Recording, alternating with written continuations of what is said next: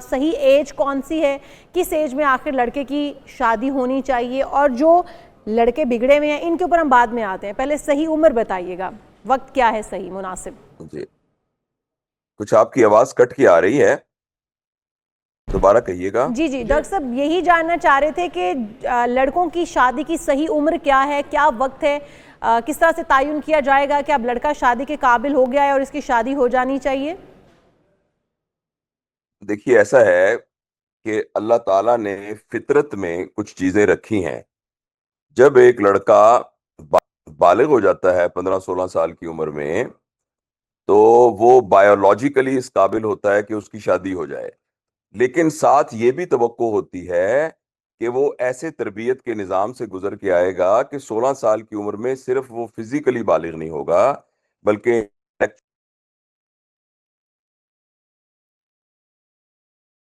Doctor صاحب سے ہم رابطہ اس کرنے قسم کی کا کوشش کوئی کرتے ہیں. جی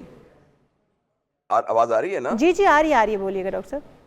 جی تو بدقسمتی سے ہمارے ہاں نا کوئی ایسا گھروں میں نظام نہیں ہے, فیملی میں معاشرہ ایسا سکھاتا نہیں ہے کہ 15-16 سال کا لڑکا جو ہے وہ باقی تمام چیزوں میں بھی بالغ ہو جائے, وہ ذہنی طور پہ بھی بالغ ہو جائے. تو لہٰذا شادی کی بایولوجیکل عمر, تو جب وہ بندہ بایولوجیکلی اس قابل ہے تو اس کی شادی, فطرت اس کو یہ اشارہ دے رہی ہے کہ اس کی شادی ہو جانی چاہیے. لیکن اس کے ساتھ ساتھ اس کی جو باقی جہتیں بھی ہیں ساری, وہ بھی میچور ہو جانی چاہیے. لہٰذا کوئی ایک ایج بتانا تو بہت مشکل ہے, اس لیے کہ اگر ایک شخص ذہنی طور پر میچور نہیں ہے, ایموشنلی میچور نہیں ہے, فائنینشلی میچور نہیں ہے,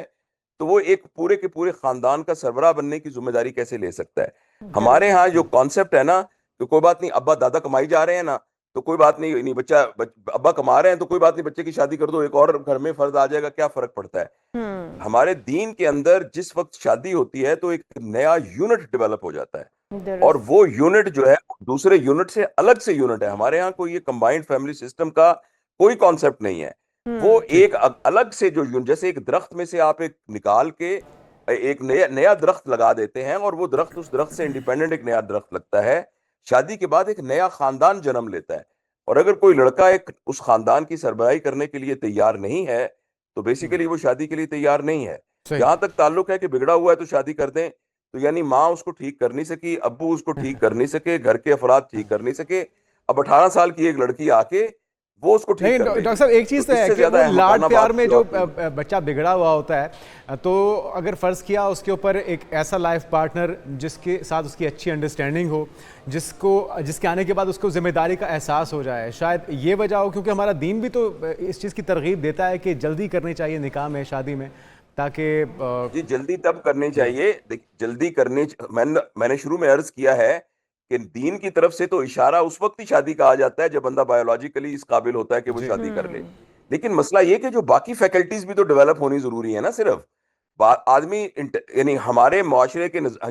جو جب سے ہمارا یہ اسکول سسٹم ڈیولپ ہوا ہے 100-200 سال سے, تو ہماری تعلیم کا مطلب صرف روزگار کمانے کی حد تک ہوا ہے. اس سے پہلے 1300-1400 سال تک ہمارے یہاں تعلیم کا سسٹم انسان کی اوور آل میچورٹی کو ایڈریس کیا کرتا تھا. ہم اصل میں مغرب سے اس قدر زیادہ مرعوب ہوئے ہیں کہ ہمیں یہ بات بھول گئی ہے کہ ہمارا ایک اپنا تہذیب تمدن کا ایک اپنا سسٹم آف گرومنگ بھی تھا.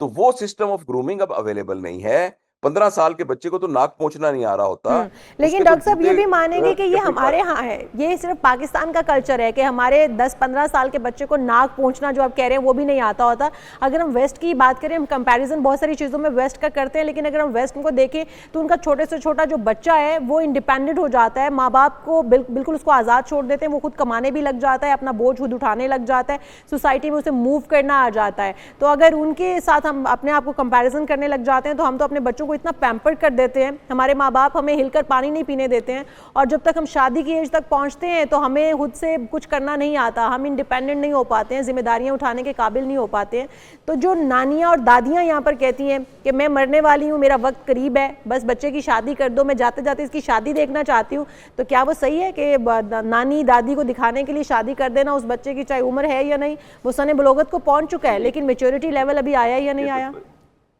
یہ تو کوئی لاجیکل ریزن نہیں ہے نا. ریزن جو ہے ایک لاجیکل ہونی چاہیے. اس طرح کی ایموشنل ریزن سے تو آپ شادی نہیں کرتے. میں تو اس بات کو یہ سمجھتا ہوں کہ یہ بہت بڑا ڈیلیما ہے, جہاں ہمارا دین ہمیں یعنی غلط کاموں سے بچنے کے لیے اور باقی چیزوں کے لیے اس بات کی ترغیب دیتا ہے کہ بچوں کی شادی جلدی کر دی جائے، وہاں ہمارا دین یہ بھی ہم سے توقع رکھتا ہے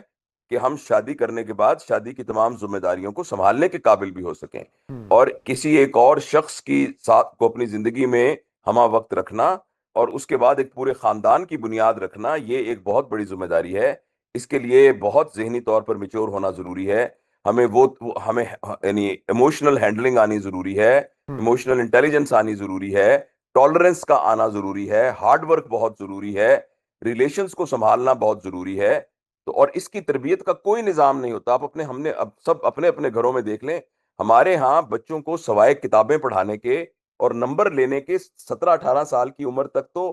بچے کو کسی قسم کی سوشل تربیت دی ہی نہیں جا سکتی،